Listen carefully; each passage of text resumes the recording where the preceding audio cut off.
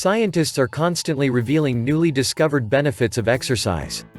In experiments over the past 10 years, the research has found that exercise can help with a respiratory problem known as ARDS. ARDS is a type of respiratory failure characterized by rapid onset of widespread inflammation in the lungs that prevents oxygen from reaching the organs. It has been reported in many COVID-19 patients. Most recently I've been thinking about the potential impact of regular exercise in preventing this deadly complication of COVID-19. What is ARDS? A cause of death for 3% to 17% of patients infected with SARS-CoV-2 is ARDS.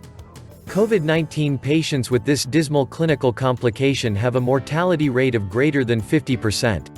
Specifically, ARDS can occur when viral infection of the cells in the lungs activates the immune system and attracts white blood cells to travel through the bloodstream to the lung tissue to fight off the viral infection.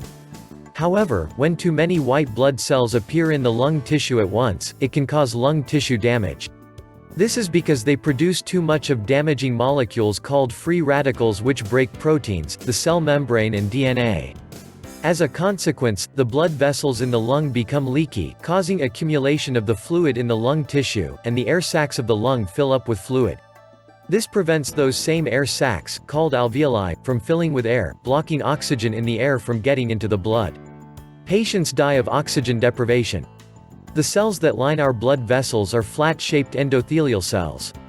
One early step in this complicated ARDS disease process is the lining of the blood vessel becomes sticky to white blood cells by making sticky proteins on the cell surface, a phenomenon called endothelial cell activation. This triggers a vicious cycle. The greater endothelial cell activation, the more free radicals the white blood cells release. This in turn destroys the endothelial cells, making the blood vessel leak more and damages lung tissue. An exercise-induced antioxidant in our body. According to the researchers, endurance exercise promotes production of an antioxidant called extracellular superoxide dismutase (ECSOD) that breaks down the free radical superoxide outside of the cells. ECSOD is the only antioxidant enzyme that is secreted into the blood that reaches other vital organs and binds to the endothelial cells and other cells through a unique binding structure of the enzyme.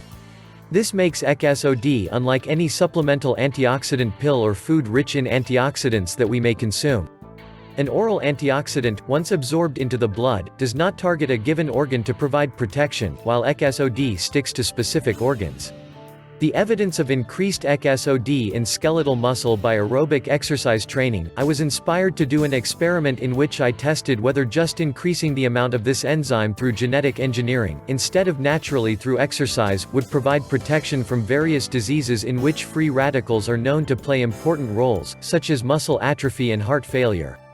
ECSOD in protection against ARDS engineered a mouse that produced more ECSOD in skeletal muscle than would the typical mouse to mimic the effects of aerobic exercise training. Obtained clear evidence that these mice were protected from muscle atrophy and diabetes-induced heart failure. Genetically engineered mice with higher concentrations of ECSOD in their blood were far more likely to survive the severe ARDS and multiple organ failure compared with a dismal mortality in the typical mice. This mimics the situation in intensive care where more than 80% of the patients die when they suffer from the failure of multiple organs, including ARDS. Confirmed that indeed it was the ECSOD in the genetically engineered mice that provided the protection. When an experiment was performed in which a genetically engineered mouse shared blood with a normal mouse following a surgical procedure called parabiosis, or the blood had been taken from a mouse with high ECSOD and transfused it into a normal mouse suffering from ARDS, the normal mouse had reduced severity of ARDS and clinical blood markers of multiple organ failure. Using various biochemical and imaging technologies, we saw the evidence of reduced endothelial cell activation and reduced protein, cell membrane and DNA damage caused by free radicals in the lung tissue.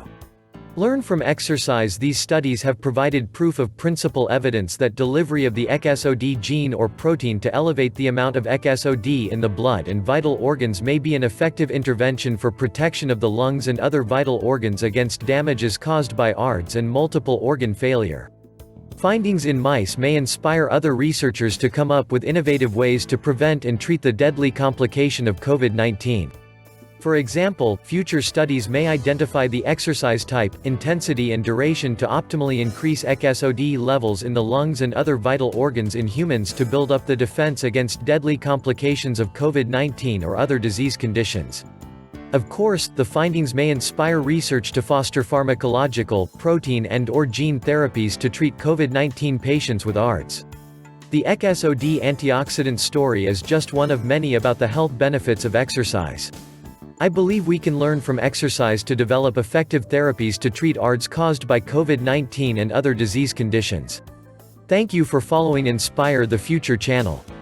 Remember, you can give us the greatest support by subscribing to our channel, liking our videos and also clicking the links on the description side of this video.